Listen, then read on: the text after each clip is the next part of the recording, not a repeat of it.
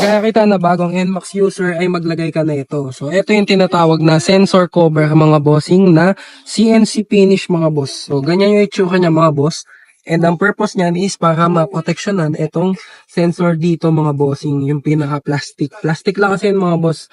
So, ganyan yung itsura niya mga boss. And kapag ka nasiraan kayo niyan, medyo may kamahalan kasi to. Sa tingin ko around 5,000 pesos yan. So, ito yung nilagay natin is around 100 plus lang.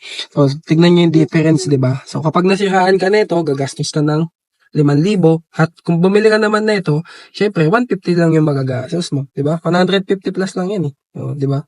So, bumili ka na lang nito para may may peace of mind ka. So, syempre, para maiwasan mo din gumastos ng malaki kapag ka nasiraan ka ng sensor dito sa may harapan ng NMAX. So, yun lang. Check out ka na nito. Napaka-basic lang nito sa'yo. Talagang abot kaya ng mga bulsa natin. So, yun lang mga bossing. Click here to order lang. Tapos check out nyo na.